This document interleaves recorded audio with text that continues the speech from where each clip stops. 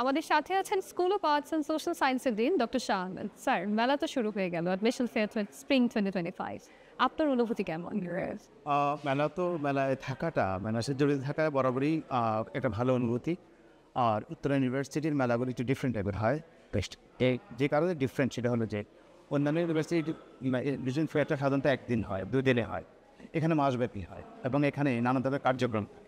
প্রত্যেকটা ডিপার্টমেন্টকে একটা করে স্টল দেওয়া হয় এবং স্টলগুলো তাদের নিজস্ব ডিপার্টমেন্টের যে সিম্বলগুলো আছে একটা সিম্বলিক রূপ দিয়ে সাজায় এবং যারা যারা ভর্তি হওয়ার জন্য আসে তারা এখান থেকেও সিদ্ধান্ত নিতে পারে কোন ডিপার্টমেন্টের কার্যক্রম কেমন তারা জানতে পারে, কারণ এখান থেকেও তারা সিদ্ধান্ত নিতে পারে কে কোন ডিপার্টমেন্টে ভর্তি হবে। এখানে কালচারাল প্রোগ্রাম থাকে, এখানে স্টেজ থাকে, তাদের স্টেজে প্রত্যেকটা ডিপার্টমেন্ট একদিন করে তাদেরকে রেপ্রেজেন্ট করে। ধরো for example Bangla department Bangla সাহিত্যের উপরে কিছু করে, ইংরেজি বিভাগটা ইংরেজি সাহিত্যের উপর কিছু করে, নাচ গান প্রোগ্রাম থাকে। এইভাবে প্রত্যেকটা ডিপার্টমেন্টে এইভাবে প্রোগ্রামগুলো করে। এই মেলাটি একটু ডিফারেন্ট হয়, মাসব্যাপী চলে। আমি খুব এনজয় করি বিশেষ করে। আপনি যদিও স্যার উত্তর দিয়ে দিয়েছেন, কিন্তু আমার পরবর্তী প্রশ্ন আরেকটু স্পেসিফিকভাবে যদি আমি জানতে চাই, একজন ফ্রেশারের পার্সপেক্টিভ থেকে সে কেন আপনার স্কুল জয়েন করবে?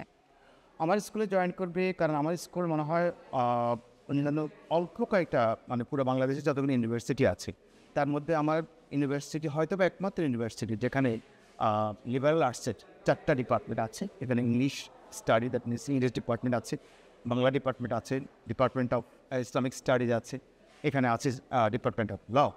তাহলে আমরা হিউম্যানিটিতে সব কিছুই কভার ধরি। আমার মনে হয় আমরা খুব বেশি পরিমাণ ইঞ্জিনিয়ার পেয়ে গেছি, বেশি পরিমাণ বিজনেস স্কলার পেয়ে গেছি, কিন্তু আমরা কি সেই অনুপাতে আমরা খুব বেশি ভালো মানুষ পেয়েছি? আমরা চেষ্টা করি ভালো মানুষ তৈরি করার জন্য, এবং ভালো মানুষ পৃথিবীর যেই কোনো জায়গায় চাকরি পাবে এই আশ্বাসই আমাদের কাছে ভর্তি হওয়া।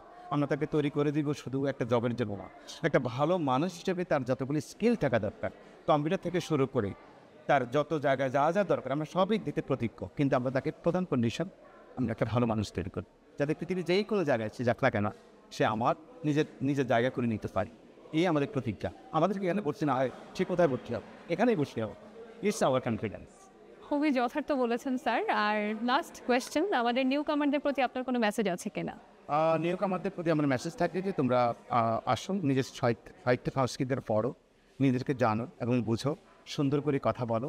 সুন্দর করে কথা বলতে পারলে সেটা ইংরেজি হোক বাংলা হোক, সুন্দর করে কথা বলতে পারলে, সুন্দর করে আচরণ করতে পারলে, সুন্দর করে বাংলার লিখতে পারলে, ইংরেজি লিখতে পারলে, ইংরেজি কথা বলতে পারলে এবং নিজের জ্ঞানটুকু সুন্দর করে প্রকাশ করতে পারে, সেটা হোক ইসলামিক স্টাডি, সেটা হোক ল, পৃথিবীর যেই কোনো জায়গায় তোমার একটা পজিশন হবে এবং এই পজিশনটা করে নেওয়া আমাদের যেমন দায়িত্ব তোমারও দায়িত্ব।